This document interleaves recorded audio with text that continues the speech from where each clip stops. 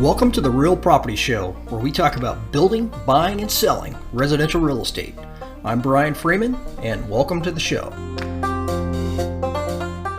Hey everyone, hope you're doing really good. Today we're going to actually talk about construction lenders, and we're going to talk about the ones that we like to work with and the ones that we don't. We're actually going to give you some names of some banks so you can reach out to them if you're in the process and find out what they can do for you and how they can help you. So first thing is I want to start with the banks that we do not like working with all the time, and US Bank is one of those, and they can get the job done for you. They typically have higher fees that you'll pay. They also are going to require a fund control. A lot of times it goes through Dixie line that you would be dealing with. And so the thing that is tough with them is when, as the builder, you're processing probably 5 to 10 hours of paperwork every time you have to have a draw request, which then adds a lot of administrative work onto the process. So we actually have to charge more money as like a surcharge onto our typical building fees that we have in order to cover the administrative costs when we work with US Bank. So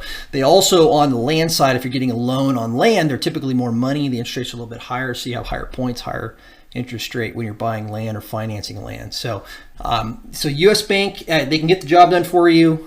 They have some good people over there, but their fees are a little higher, and there's a lot more process for paperwork to work with them. So if you can find another bank, it's easier. So all right, so that's US Bank, and that's one of the ones that we typically would try to steer clear of if possible. If you are wanting to have an easy process, a couple of banks that we've had some really good success with is OneTrust Bank. They are they're very easy to work with.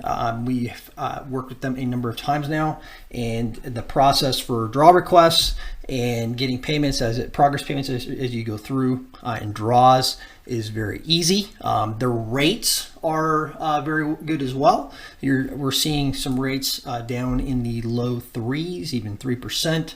Somewhere in that ballpark right now for construction money. So that's one-time closed construction money. You're actually you can fund the purchase of the land. You could fund the actual house, and you're not going to have to go ahead and refinance, right? So you don't have to. It's not a construction loan, and then when you're done with the house, you actually have to refinance that into a permanent loan.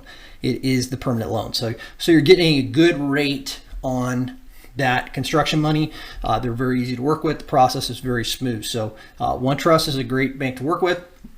Another bank that we've had, and this is a bank that you can work with if you're maybe doing an off-the-grid property. This is one of the only banks that'll do this. So if you have a property that doesn't have electricity to it and you need some funding, Umpqua Bank is a good bank to work with.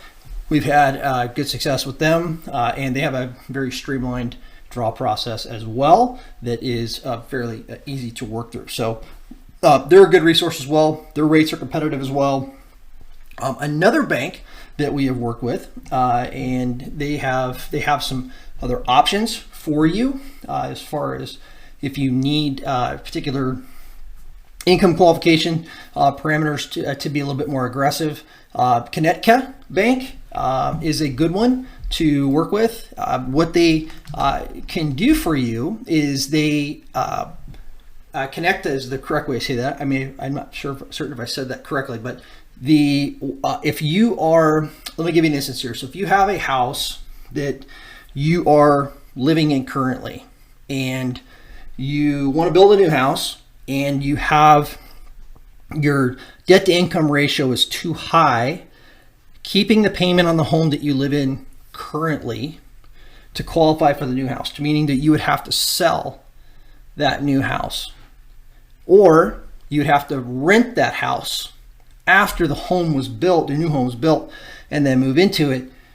What they can do for you, Connecticut Bank, is they will actually allow you to count the income from fair market rent today for your home, even though you don't have a lease agreement signed.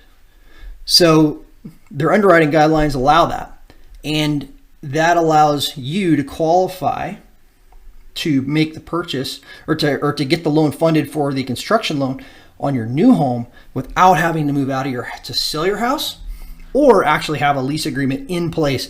They are going to count that they're going to allow you to say that, yeah, I am going to rent this home, and that it's going to be at fair market value, and that will help your debt to income, because that rent that they're going to count and put against your income, they'll raise your income, which will then offset the mortgage on your current home once it's sold, or once it's rented, not sold. You could sell it as well, but that allows you, their underwriting guidelines allow you to do that. So they have a couple other tools in their arsenal that allow you to actually make that happen. So if you go to OneTrust Bank, you're not going to get that. Like if you're in a specific circumstance where that is an issue for you, the DTI is too high with the existing home you're living in, go to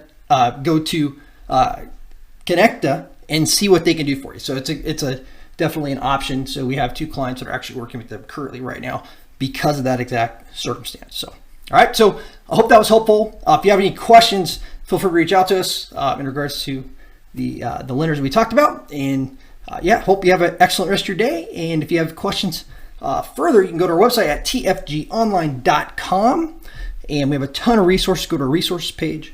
You can get pricing on custom homes, ADUs, how to buy land. We have a how to buy land guide. It's in our FAQ section is huge. You can get a ton of information on pricing and everything. So, all right.